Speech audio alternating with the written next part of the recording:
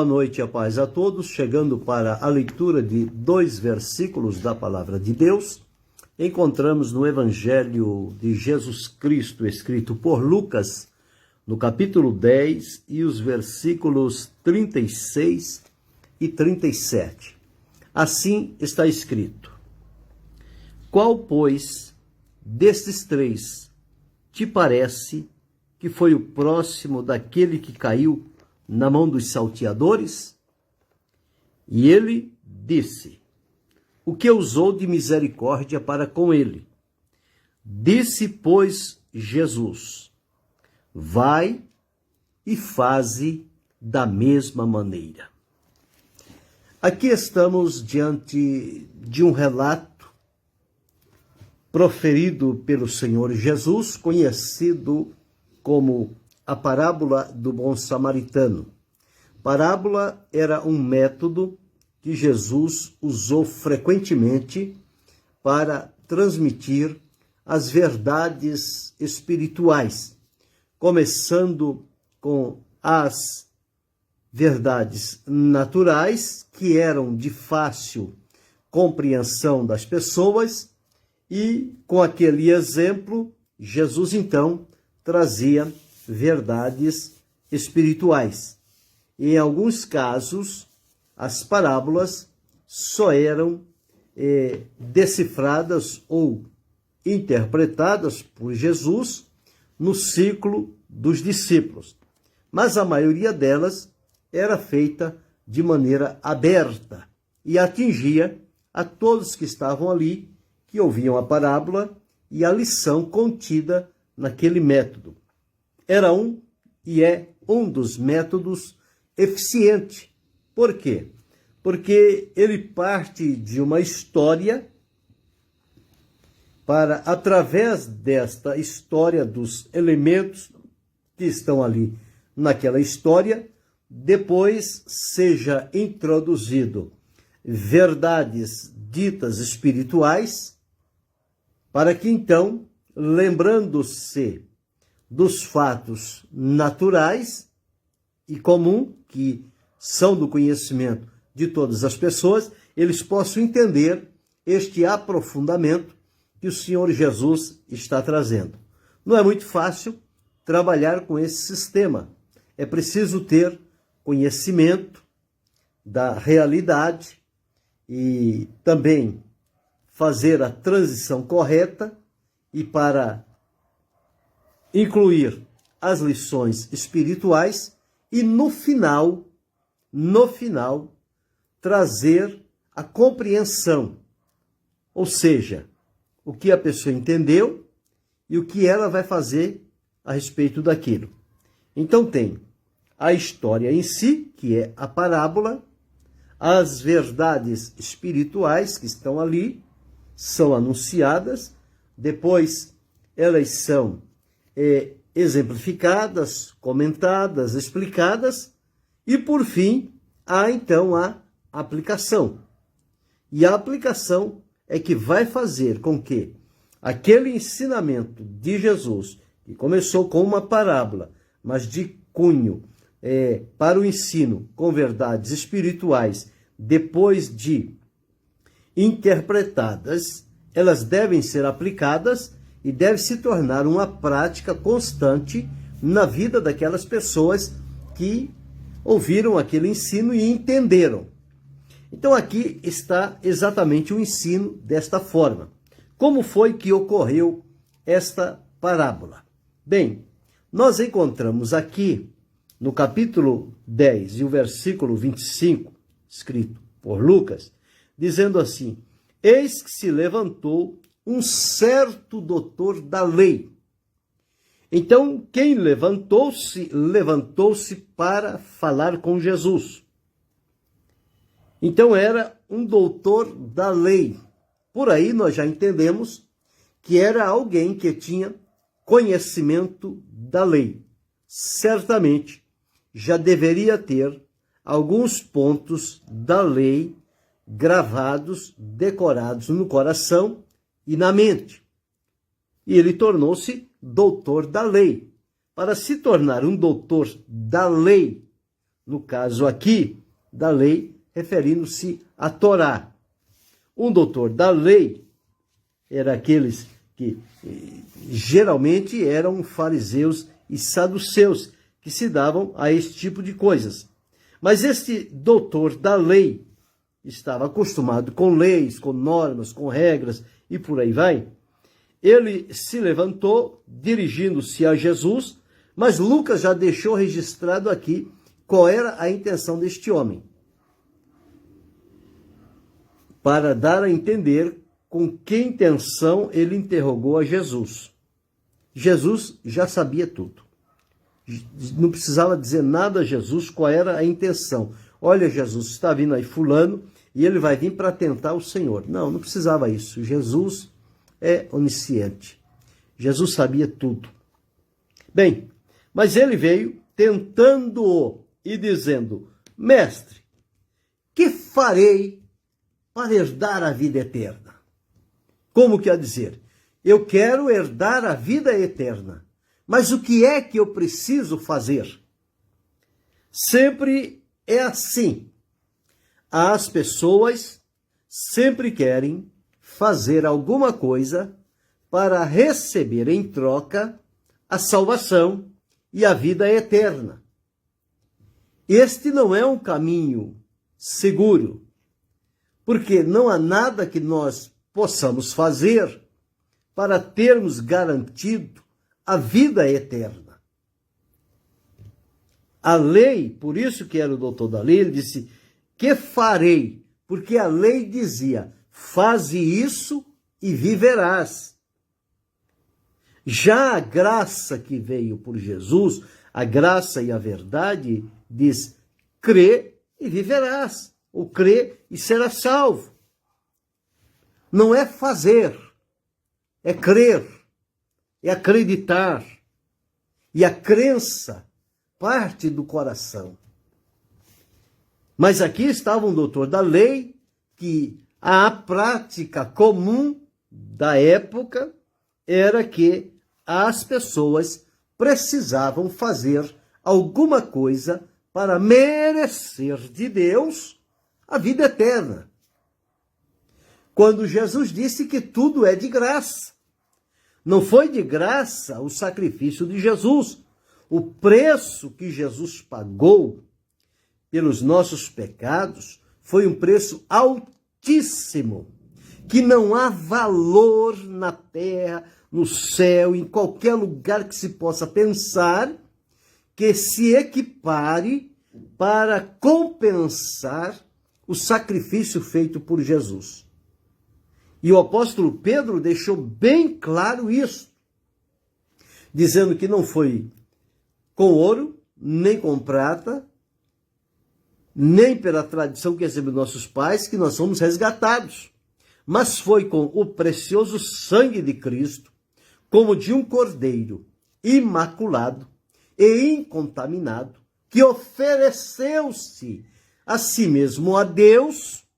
E o sacrifício aceito e aprovado por Deus tem o poder agora, quando atraídos por Jesus para a salvação, de purificar as nossas consciências das obras mortas, para que nós possamos, dali por diante, servir a Jesus, servir a Deus com alegria, adorando, glorificando e aguardar a revelação de Jesus Cristo. É este o caminho. Então não há nada que eu possa fazer para merecer a salvação. A salvação me é oferecida por Deus através de Jesus gratuitamente. Não há nada que pagar. Não há nada que fazer para confirmar, para acrescentar, para melhorar a salvação. A salvação é completa, é perfeita. E a maneira de usufruí-la é em Jesus. E diz: porque pela graça sois salvos por meio da fé, isso não vem de vós, é dom de Deus. Então, vida eterna, ela vem como uma promessa de Deus, um dom de Deus para aqueles que são atraídos a Jesus pela proclamação da sua palavra e o convencer do Espírito Santo, que vai convencê-lo do pecado, da justiça e do juízo, esta pessoa é levado a Cristo e ali experimenta nele a salvação, sem oferecer um único centavo, sem fazer qualquer ação para merecê-la. Não, nenhum de nós merecíamos.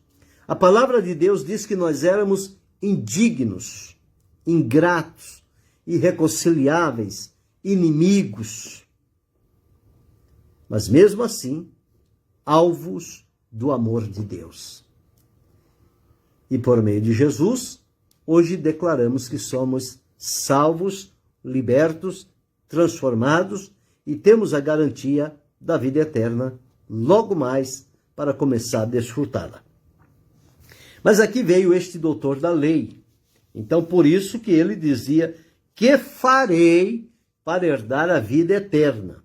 Porque quem se move, quem se guia, quem se dirige, quem se orienta pela lei, sempre quer fazer alguma coisa para ter o merecimento. E a salvação não é por merecimento. A salvação é por graça. Por isso que ela é oferecida a todos, a grandes e pequenos, a ricos e pobres, a cultos e a incultos, a sábios, a ignorante, a nativos, a estrangeiro, não importa. Salvação é oferecida a todos, indistintamente.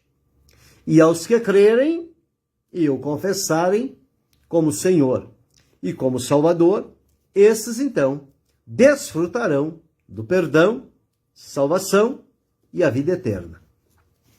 Então ele estava dizendo aqui: que farei para herdar a vida eterna? Jesus disse: que está escrito na lei? Ele era doutor da lei. Veja que interessante. Ele era doutor da lei. Ele conhecia a lei. Jesus, quando foi falar com ele, não desprezou a condição em que ele estava. Ele veio baseado na lei. Que farei para herdar a vida eterna? Então Jesus diz: o que é que diz a lei? Como está escrito na lei? Como você lê? Ou seja, como você entende o que lá está escrito? E respondendo ele, disse, o doutor da lei: amarás ao Senhor teu Deus de todo o teu coração, de toda a tua alma, de todas as tuas forças e de todo o entendimento, e ao teu próximo como a ti mesmo. Então, 4 pontos principais ele disse. Primeiro, amarás o Senhor teu Deus. De que forma? Primeiro, de todo o coração. Segundo, de toda a tua alma. Terceiro, de todas as tuas forças. Quarto, de todo o teu entendimento. Então, atinge toda a vida da pessoa.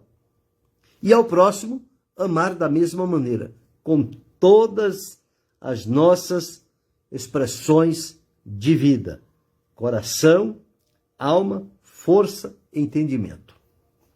Bem, quando ele diz isso a Jesus, Jesus disse a ele o seguinte: respondestes bem, faze isso e viverás. O problema estava resolvido. Problema? Ele perguntou: o que fazer para herdar a vida eterna? Jesus disse: o que está escrito na lei? Na lei está escrito que é para amar Deus sobre todas as coisas e ao próximo como a ti mesmo. Então Jesus disse: faze isso e viverás. É isso que deve fazer. Amar com o amor de Deus. Ele, porém, veja como ele era um encardido. Ele, porém, querendo justificar-se a si mesmo, querendo trazer aplausos e aprovação e diferenciação para ele, disse a Jesus: e quem é o meu próximo? Ora, um doutor da lei não ia saber quem era o próximo? Como é que ele sabia que devia amar o próximo, se ele não sabe quem é o próximo? É uma pessoa que tem um entendimento, tem uma cultura, tem conhecimento, mas falta determinadas compreensões.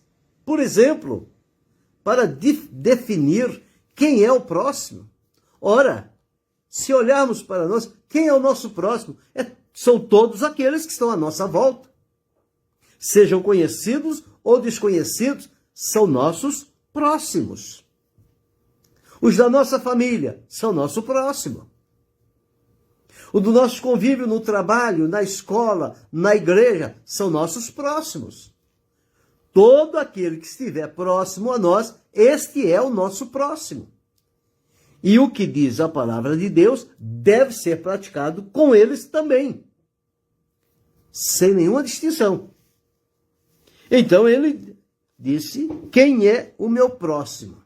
Daí então surgiu esta parábola chamada do bom samaritano, que Jesus então contou para ele e depois fez a devida aplicação. Então veja, e respondendo Jesus disse: olha, descia de Jerusalém para Jericó. Jerusalém está para o alto, Jericó está para baixo, a estrada ali era muito perigosa. Então Jesus diz: descia um homem de Jerusalém para Jericó, e nesse trajeto que esse homem estava descendo, ele caiu na mão dos salteadores, na mão dos ladrões, dos roubadores. E o que fizeram com ele? Os quais os despojaram, quer dizer, tiraram dele tudo que ele tinha que fosse de utilidade para os salteadores. E como se isto ainda não bastassem, espancando-o, se retiraram, deixando-o meio morto. Veja, despojaram tudo que ele tinha e ainda espancaram, quer dizer, bateram sem dó até deixar aquele homem meio morto no caminho, sem forças para oferecer qualquer resistência ou sequer se levantar para conseguir a sua caminhada. Então o homem ficou caído lá pelo caminho, lá pelo chão. E os salteadores foram embora, se vangloriando de mais um que eles conseguiram usurpar o que não era deles próprio. Bem, este homem que caiu, conforme diz a parábola, estava lá, meio morto, sofrendo, talvez pedindo ajuda, e ocasionalmente, Jesus diz, descia pelo mesmo caminho certo sacerdote que por um acaso deveria ter ido a Jerusalém, deveria ter feito parte de alguma, podemos dizer, de alguma função, e agora estava dispensado para ir para casa e voltar num outro turno. Descia, ocasionalmente, descia pelo mesmo caminho certo sacerdote e passou por aquele homem caído no caminho. E vendo, o sacerdote viu, o sacerdote sabia que ele estava machucado, que ele tinha sido alvo de salteadores, mas viu e fez que não viu. É assim, viu e passou de largo, não se aproximou. Para o sacerdote, aquele homem não era o seu próximo. O próximo do sacerdote eram aqueles que estavam no templo. Bem, isto aconteceu, o sacerdote foi embora. De igual modo, também passou pelo mesmo caminho um levita, que trabalhava aliado com o sacerdote no templo. O sacerdote oferecia sacrifícios, fazia intercessão e os levitas preparavam todo o necessário para o trabalho do sacerdote. E este levita, descendo, chegando àquele lugar, vendo, assim como o sacerdote viu, sabia da condição daquele homem, mas passou de largo, foi embora. Não se preocupou com nada. Para o levita, aquele homem não era o seu próximo.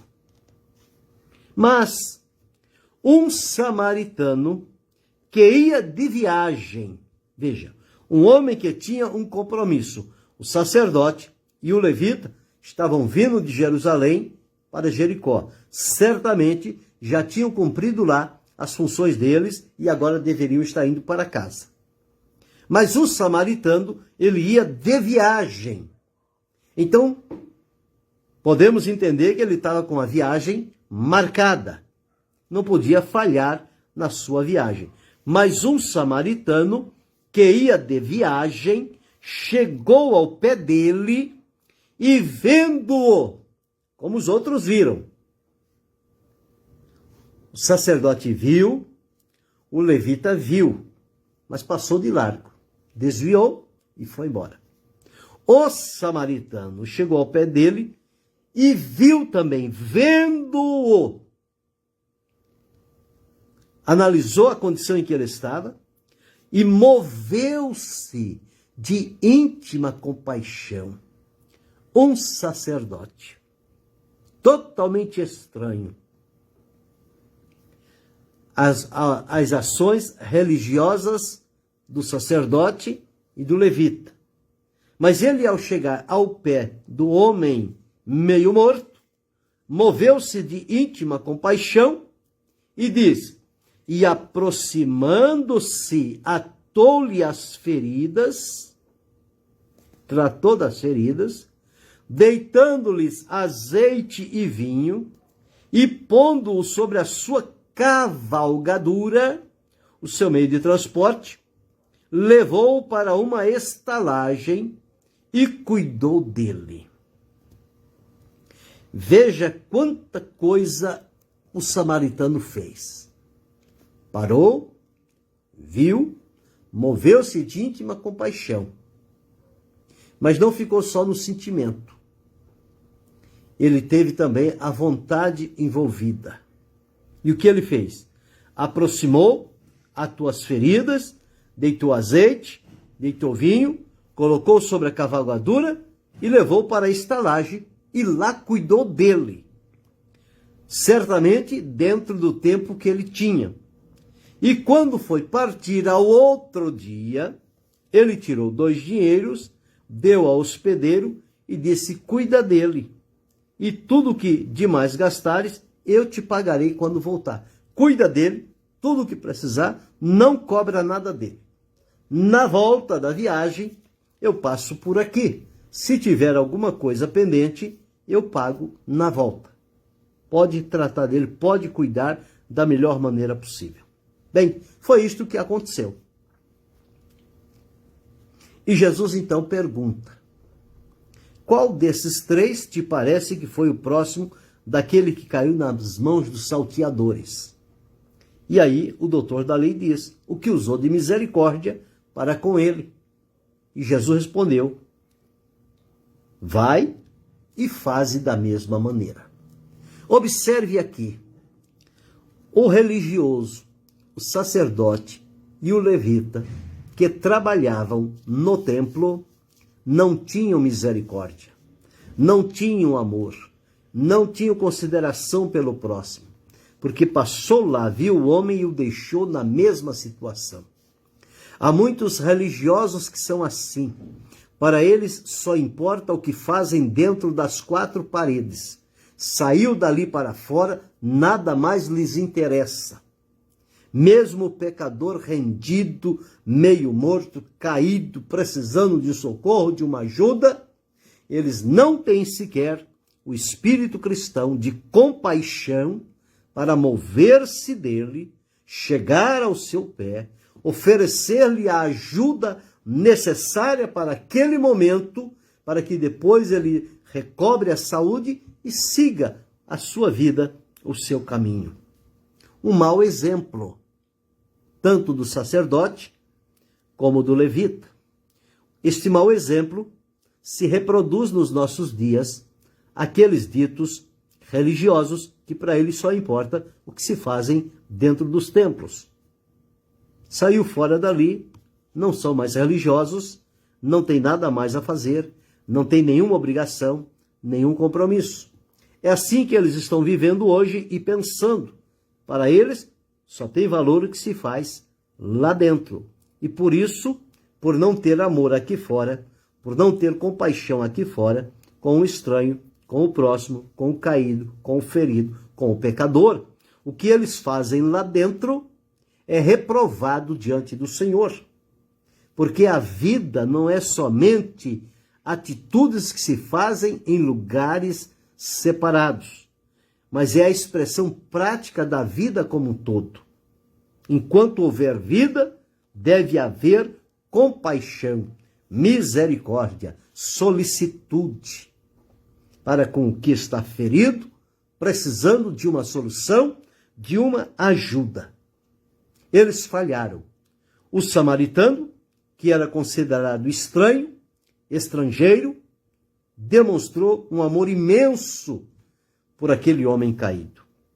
Esta foi a parábola que Jesus ensinou.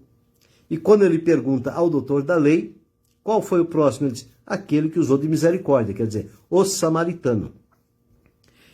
E Jesus fez a aplicação e disse, pois Jesus, vai e faze da mesma maneira. Então você agora vai e faz como fez o samaritano. Então quem é o seu próximo? É quem você encontrar pelo caminho. Não é somente quem você encontrar dentro de quatro paredes, mas é na sua vivência, no seu dia a dia, no seu caminho para o trabalho, para a escola, seja para onde for que você estiver se movimentando, na sua vizinhança, na sua família, na sua parentela, em qualquer lugar em que estiver, sempre estará alguém ali, carente e necessitado. Essa pessoa, à luz da Bíblia, é o seu próximo.